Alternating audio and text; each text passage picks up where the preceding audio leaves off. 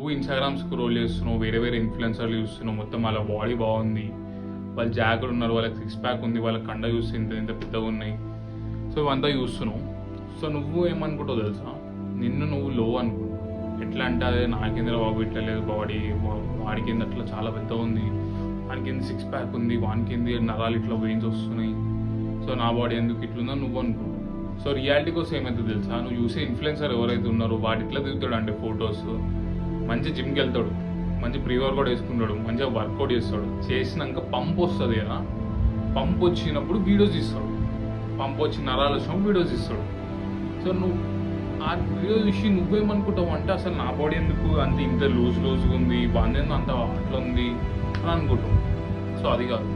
So reality మాట్లాడుకుంటే వాళ్ళని without pump వాళ్ళని చూసావు అనుకో, నువ్వు అరే నా బాడీ బెటర్ ఉంది ఎరా వాళ్ళకన్నా అనిపిస్తుంది.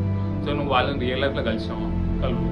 దీనివల్ల ఏమవుతుంది అంటే నువ్వు ఆ బాడీకి ఈ బాడీ కంపేర్ చేసుకుంటావు కాబట్టి నువ్వు లో అనుకొని అరే మనం ఎట్లా నచ్చగలమని జిమ్ బంద్ చేస్తావు. వచ్చేసి ఏంటంటే నీ బాడీని యాక్సెప్ట్ చేయి. నీకు చెస్ట్ ఫ్యాట్ ఉంది, నీకు లవ్ హ్యాండిల్స్ ఉన్నాయి, నీకు ఎక్కడెక్కడ ఫ్యాట్ ఉంది అంటే యాక్సెప్ట్ చేయి ఫస్ట్. ఓకే నాకు చెస్ట్ ఫ్యాట్ ఉంది, నాకు ఇది ఉంది అని యాక్సెప్ట్ చేయి. నెక్స్ట్ దాన్ని ఇంప్రూవ్ చేసుకో. ఓకేనా? అంత ఫిగర్ తీసుకోకు, నీ బాడీ మీద నువ్వు వర్క్ చేయి, నీ వర్కౌట్ నువ్వు చేయి, నీ డైట్ తీసుకో, నువ్వు కూడా అచీవ్ చేస్తావు బాడీ. సో నేను కూడా నా బాడీ కూడా అంతేం తోపలేదు, నాకు కూడా చెస్ట్ ఫ్యాట్ ఉంది, నాకు కూడా అన్నీ ఉన్నాయి. సో నేను కాకపోతే నేను డెవలప్ చేస్తాను, నేను ఇంప్రూవ్ చేస్తాను. సో అట్లా. సో మైండ్ సెట్ ఎట్లా పెట్టుకో అంటే బాడీతో కాదు, నీతో నువ్వు కాంపిటీషన్ పెట్టుకో, నీతో నువ్వు కాంపిటీషన్ చేసుకో.